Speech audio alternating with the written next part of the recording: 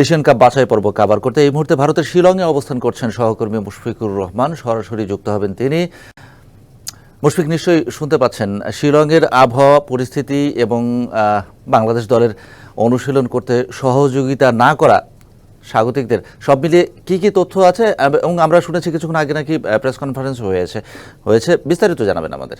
পাবন যেমন বলছিলেন যে বাংলাদেশের অনুশীলন বা বিঘ্ন ঘটা সবকিছু মিলিয়ে এবং আবহাওয়া শিলংয়ে আজ সকালের থেকে রৌদ্রোজ্জ্বল সকাল ছিল, কিন্তু এখন খানিকটা মেঘলা হয়ে এসেছে এবং বৃষ্টির একটা সম্ভাবনাও রয়েছে যতটুকু জানিয়েছি।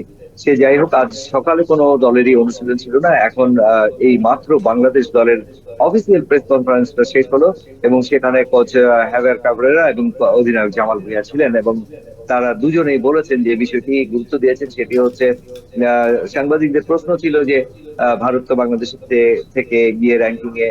যমুনা ইলেকট্রনিক্স ঈদে ডাবল খুশি অফার সিজন 3, যে কোনো পণ্য কিনলেই পাচ্ছেন নিশ্চিত ঈদ উপহার।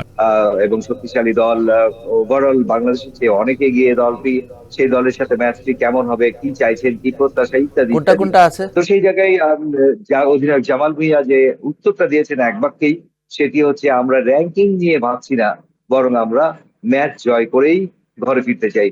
এবং আমরা প্রত্যেকটা প্লেয়ার, আমাদের দলের প্রত্যেকটা প্লেয়ার যারা রয়েছেন তারা কিন্তু প্রত্যেকেই 3 পয়েন্টটাকে মাথায় রেখেই অনুশীলন করছেন, প্রস্তুত হচ্ছেন। এবং যতটুকু বোঝা গেছে তাদের কথায় যে পুরো টিমটাই একদম ডেডিকেটেড রয়েছেন যে তারা এই ম্যাচটা জিততে চান এবং জেতার জন্য তাদের যত ধরনের কৌশল অবলম্বন করা দরকার মাঠের খেলায় সেটা তারা করতে প্রস্তুত। এবং সেই প্রস্তুতিটা গ্রহণ করতে গিয়ে বিগত দিন থেকে যে সমস্যাগুলো হয়েছিল, আশা করা যায় সেই সমস্যাগুলো এখন কাটিয়ে উঠবে এবং আজ কিন্তু মূল ভেন্যুতে জাতীয় দল অনুশীলন করবে দু দলই। সেই জায়গায় একটি প্রশ্ন। মুশফিক, ধন্যবাদ আপনাকে।